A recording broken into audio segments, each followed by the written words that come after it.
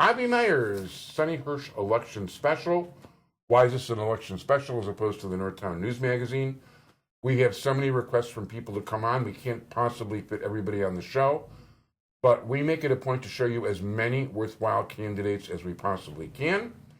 And one of the people who comes very highly recommended from a number of sources, I would like to particularly single out my friend Lily Kim, whom I'm a big fan of, is a candidate for the Commissioner of the Metropolitan Water Reclamation District of Greater Chicago. Yes. Josina Morita, how are you? I'm good. Thanks so much for having me today. First of all, pleasure. And why, of all things, would you want to be involved in water reclamation? I know, I get that question a lot. I always say Metropolitan Water Reclamation District is the most important agency that nobody knows exists. It's a $1.2 billion agency, second largest landowners in Cook County, and play a key role in protecting the Great Lakes that hold 90% of the U.S. water supply. And for me, it's my professional background. I'm an urban planner, so stormwater, land use, regional planning are my background. I ran a nonprofit for 10 years before this and worked on environmental social policy. And I grew up under drought conditions, now live in Skokie where we have persistent flooding like so many people across the county. And so it's also very personal for me. No, it sounds good. And listen, the fact is good water management is important. I mean, we've specialized in it on the show in large part because we had Terry O'Brien as a friend for so many years and learned a lot. You know, people have, well, you know, you're not a commissioner yet, so I don't get to question you like a commissioner.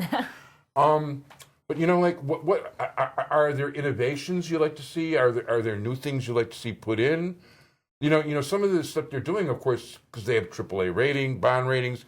You don't want to mess around with stuff like that. It's amazingly well-run agency, and I think they've really shifted dramatically over the last 20 years from being a sanitary district to being a water reclamation district. And so there's a lot of exciting things going on, from nutrient recovery, all the stuff that we thought of as trash that we just sent down the river now as resources to develop energy, by the way, behind to develop this curtain, green I have products. some samples of the things The phosphorus, yes. exactly.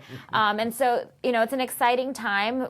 They're finishing up the deep tunnel project and kind of shifting to incentivizing green infrastructure, doing some local water infrastructure like what we see happening in Albany Park, not too far down the road from here. So for me as an urban planner, there's a lot of really exciting things happening at WaterRec, and I'd love to be a part of it.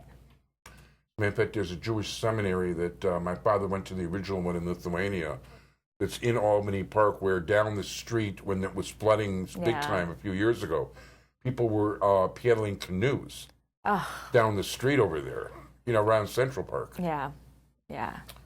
So no, that can be a very serious problem. Although, yeah, the deep tunnel definitely helps. But the deep tunnel, basically, when it's at its full capacity, which will be about 22.5 billion gallons, is only 1.5 inches of rain. Exactly. And the fact is that we have, you know, we get these storm of the centuries, these 4-inch rains. 100-year rains a few times a year. Yes. Exactly. You know the line. Exactly.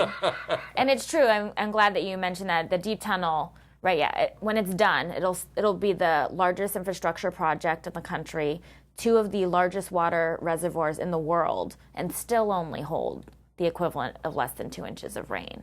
And so that's why it's exciting the shift that's going on at the district. We have to continue to invest in great infrastructure, things like reservoirs and tunnels, but also invest in green infrastructure. You know, we don't think about it, but things like native plants have 8-foot roots. Trees hold the equivalent of 1 inch of rain, plus in terms of their rain capture. So there's really a lot of other strategies, and it's not one or the other. It's all hands on deck when it comes to our flooding issues. Yeah, you still have to be careful about what's what, and being a backyard farmer. Mm-hmm. I mean, I can devote as many as 200 and 250 square feet sometimes to my vegetables. You don't have to go very far down in the ground for clay. Mm-hmm. So the water can only absorb to a certain point. Right.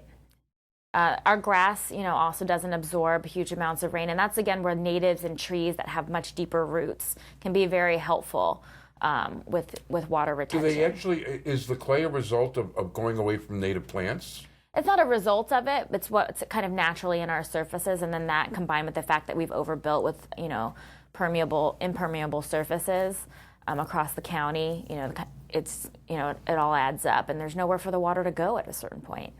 Yeah, the truth of the matter is, it wasn't until recently that it occurred to me, you got all this cement here and cement there, and that used to be stuff that used to actually absorb rain. Yeah, and now they make permeable surface asphalt, permeable, there's green alley projects in the city of Chicago. So it is thinking about what are all the different surfaces that we can utilize for water retention, whether it be on roofs, whether it be on the ground, things like that. Yeah, it'll be interesting because the thing that worries me if they ever actually put it in the streets is the streets crack apart so badly now. Yeah. So, if you've got the expansion and contraction from the ice and the cold, even though I know that Terry O'Brien, being a good White Sox fan, they have it in the parking lot at Comiskey Park, but that's not something people drive on every day. Right. And you don't have through traffic going in there. But it is a fascinating idea.